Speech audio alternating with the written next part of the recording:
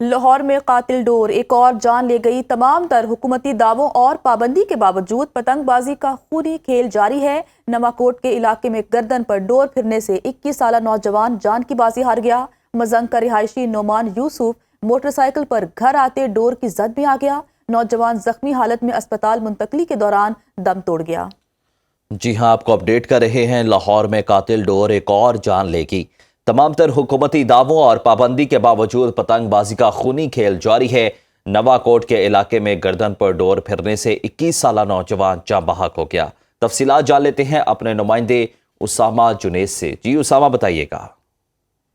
رات کے لاہور کے علاقے مزنگ کا یہ واقعہ پیش آیا ہے۔ افسوسناک واقعہ ہے۔ مزنگ کا رہائشی نوجوان کام سے جو ہے وہ گھر لوٹ رہا تھا، جس پر واپسی پر جو ہے اس کے گلے پر ڈور پھر گئی، جس کے باعث 21 سالہ یہ جو نوجوان ہے اس کی گردن کٹ گئی، اور نعمان یوسف اس کا نام بتایا جا رہا ہے کہ زخمی حالت میں اسے اسپتال منتقل کیا گیا، لیکن یہ راستے میں ہی جو ہے وہ دم توڑ گیا اور جاں بحق نہ ہو سکا۔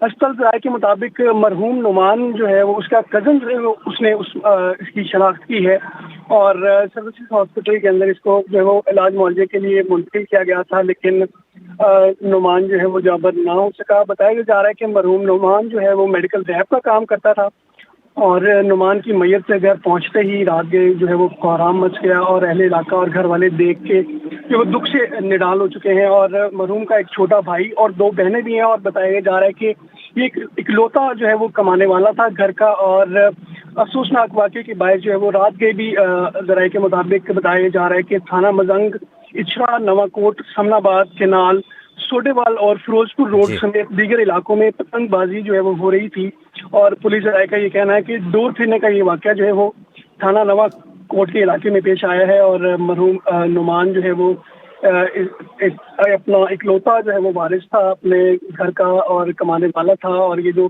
مزنگ کا رہائشی نوجوان ہے، کام سے گھر واپسی لوٹتے وقت جو ہے وہ اس کے گلے پر کام سے واپس آ رہا تھا یہ نوجوان، اور ڈور پھرنے سے یہ افسوسناک واقعہ پیش آیا۔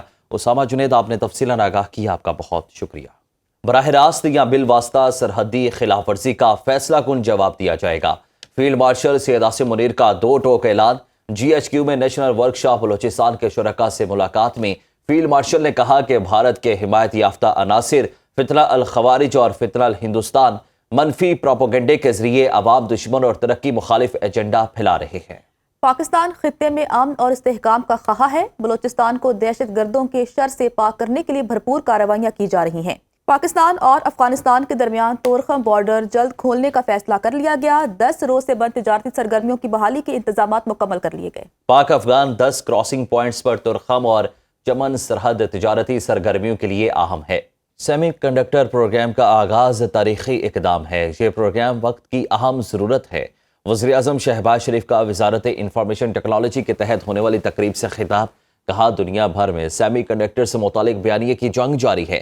پاکستان کو سیمی کنڈکٹرز کے میدان میں اللہ تعالیٰ نے وسائل سے نوازا۔